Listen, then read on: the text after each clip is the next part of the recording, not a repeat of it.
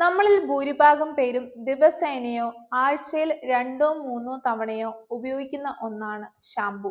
എന്നാൽ നിങ്ങൾ ഉപയോഗിക്കുന്ന ഷാംപൂ നിങ്ങളുടെ മുടിക്ക് ഗുണമാണോ ദോഷമാണോ ചെയ്യുന്നത് എന്ന് എപ്പോഴെങ്കിലും ചിന്തിച്ചിട്ടുണ്ടോ? സൾഫേറ്റും പാരബനും ഇല്ലാത്ത ഷാംപൂ വേണമെന്ന് എല്ലാവരും പറയാറുണ്ട്.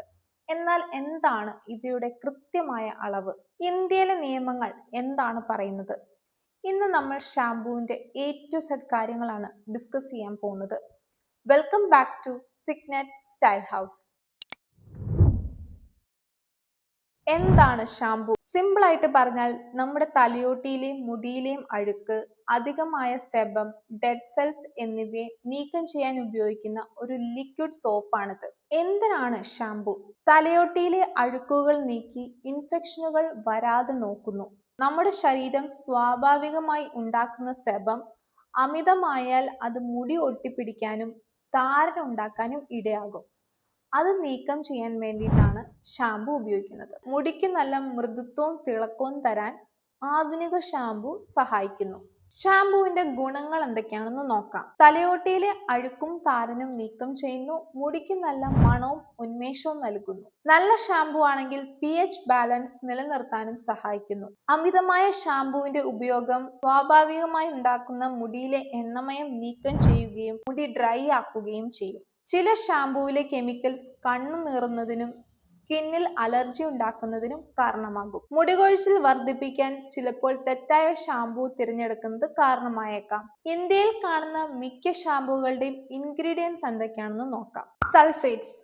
പതയുണ്ടാക്കാൻ സഹായിക്കുന്നത് സൾഫേറ്റ്സ് ആണ്. അഴുക്ക് നീക്കം ചെയ്യുമെങ്കിലും ഇത് മുടിയെ വല്ലാതെ വരണ്ടതാക്കും. പാരബൻസ്.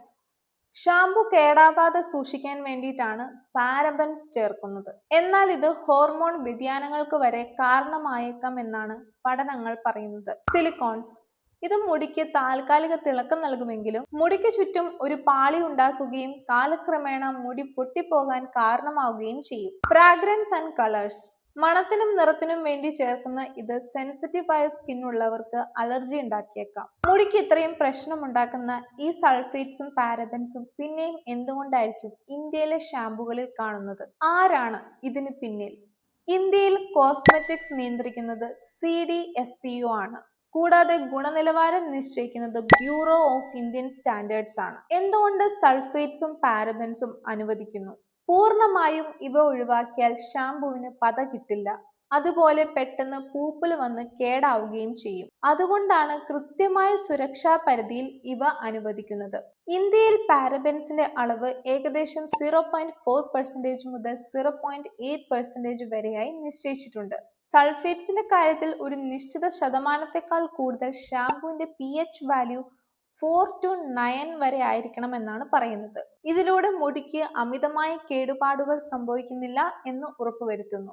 അപ്പോൾ ചുരുക്കത്തിൽ പറഞ്ഞാൽ ഷാംപൂ തിരഞ്ഞെടുക്കുന്നതിന് മുൻപ് ബോട്ടിലിന്റെ പുറകിലുള്ള ഇൻഗ്രീഡിയൻസ് ശ്രദ്ധിക്കുക. ഇന്ന് മാർക്കറ്റിൽ പാരബൻ ആൻഡ് സൾഫേറ്റ് ഫ്രീ ഷാംപൂസും അവൈലബിൾ ആണ്.